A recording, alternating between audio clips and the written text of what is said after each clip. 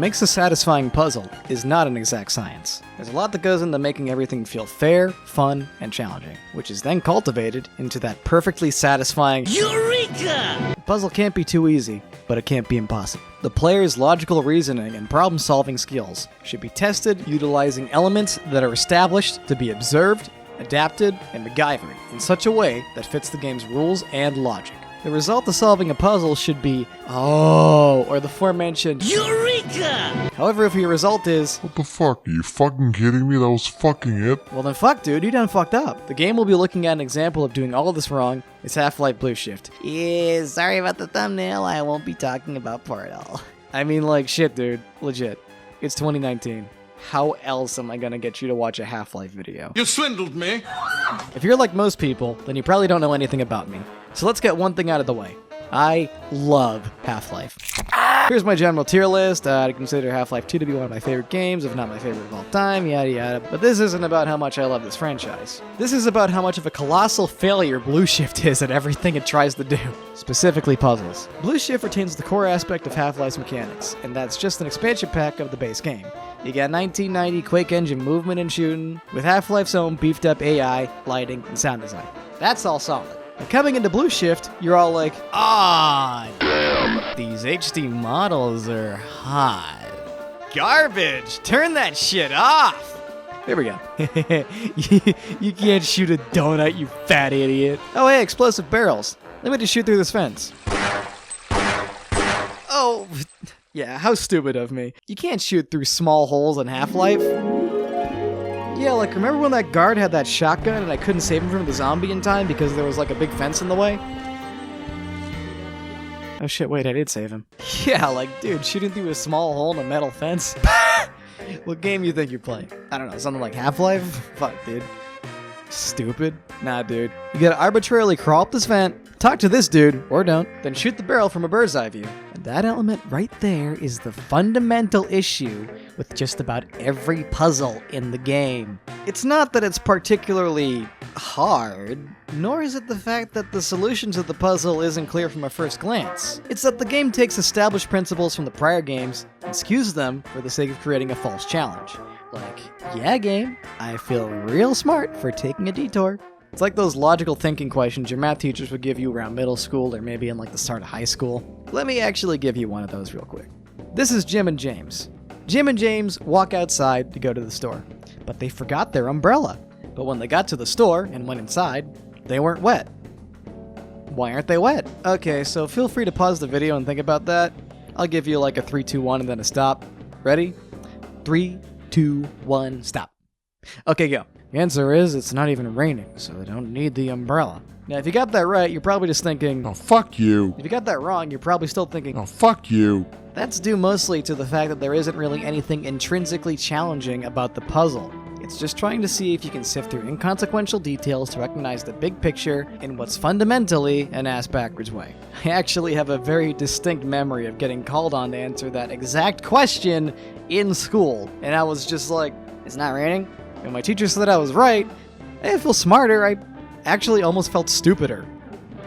Because the question was fucking stupid. Let's take that logic back to Blue Shift. This particular example being the first puzzle of the game. Well, technically the second. The first puzzle is this weirdly ominous empty hallway. Seriously, this shit's fucking scary. I don't know fucking why, but this is like, it feels really lonely. It's like, wow. I feel like I'm in like my parents' basement. Our protagonist, Barney Calhoun, aka you, wakes up to see his colleagues are fucking dead. So like any rational human being, his first instinct is to go shoot some dogs. There's an alarm in the room mapped to a 3D channel. Therefore, the location of the alarm in your speakers will complement its location in the room. Translation, this constant loud shrill noise is going fucking nuts in my left ear. For the sake of my sanity, I'm going to be sidestepping as much as possible to keep it in the center. You check the door to see if it opens, quickly trying everything. Maybe it's like the first game where the retinal scanner's busted, so getting through the door is like a mini challenge. Maybe you shoot it. Maybe the barrel can explode next to him. Okay, nothing's working here, let's go somewhere else. Oh hey, a circuit breaker. Looks like an MS Paint spider made itself right at home. Side note, this was not in the game until very recently. I legit went back and checked. They actually added this MS Paint spider to this thing in a much later patch. They had the extremely latent hindsight to be like, hey dude, put a spider on that. We don't really have a spider ass. Oh, can you just go into MS Paint and like drop a bunch of black shit? Okay. Cool. Honestly, that's a much needed improvement, because due to instincts the other games have trained me to have, my first instinct was to try the use key on this thing. And not a lever, so that was ultimately useless. And then, because like, why the hell not, I just hit it with a crowbar. Oh yeah, explosive steel boxes, just like the other games. The spider they patched in actually tarnishes my point a bit, because it makes the solution here much more clear. It's like they just thought about it for a second, then they were like, "Hey guys, remember a link to the a link to the past when there was like a circumcised on the wall, and when you tapped it, it made a slightly like higher pitched sound? What if we just did that, but when you tapped it, it blew up?" The solution to this doesn't really feel earned. It feels like you decided to wing it with some stupid bullshit, and when you solved it, you were like, "Oh, really? That was it?" Ah! That's mainly due to the fact that this thing breaks the established rules of the prior games by incorporating a nonsense mechanic. You know, like selectively not being able to shoot through a fence, solid objects suddenly becoming explosive ones, objects labeled explosive not blowing up when you shoot them, only doing so when they're pushed into this fucking thing. It's not even factoring just the other games. The first time they show you this circuit breaker, you pull a lever to solve the puzzle. In Half-Life 2 Episode 2, there's a puzzle kinda like this. You gotta open a door by shutting off a power conduit. In HL2EP2's puzzle, there's a cord dangling from the door to another house. Therefore, whatever's going on with this door is linked to something in that room. Just from seeing the connecting point, you can kind of affirm this. This makes your gradual realization of the solution feel very earned. Like, by all means, the game sent this up with the full intent for you to puzzle this out. But the actual solution itself makes you feel like you've outsmarted the game. And considering you're the kind of little bitch who watches video essays, then you probably know that being smarter than someone is pretty damn satisfying. Let me propose a hypothetical. Instead of blowing up a box that has no reason to blow up outside of an added spider, you walk up to it and pull a lever. Halfway through pulling it, the lever falls down and the box sparks. It is now intuitively established that the box is faulty, and that you've nearly completed the puzzle. In the other Half-Life games, the overlaying static effect often signifies a shootable or explosive object. Therefore, the spark can clue you in to try shooting it, and then feel really good when, albeit crudely, you were able to solve a problem. Problem being that this loud-ass alarm won't shut up. Let's talk about sound for a second, because Half-Life does that incredibly well.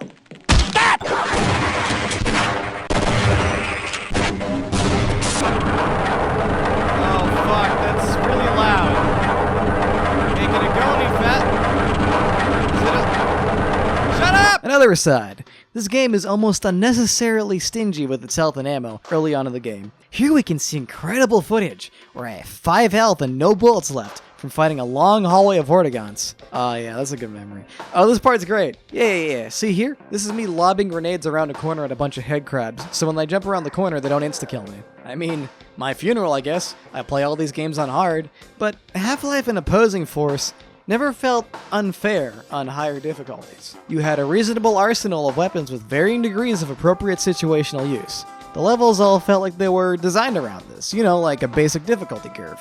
Leading up to this vent section, Blue Shift sticks you in 4 narrow hallways with a bull squid that spits and charges at you, as well as a bunch of head crabs that'll jump you if you're not careful. The bull squids alone take an ass load of hits, so you're gonna drain a ton of your 357 and Glock ammo. So now when you go up the elevator and enter this extended section where you have a shootout with aliens that shoot electricity and ambush you, a couple of facehuggers that jump at you and ambush you, you hit a point where you're trying to bait everything out very slowly, and using every little wall or curve or edge or place to duck as a last bastion of defense, and also to exploit the AI. None of these crates have health or ammo in them either. Hell yeah, time to circle strafe around an alien while trying to cave his goddamn head in with my metal rod. At this point in OG Half-Life, I was strafing through a hallway like a BA with a shotgun, having to quickly utilize a very large area to anticipate and flank my enemies. That was baller as heck, yo.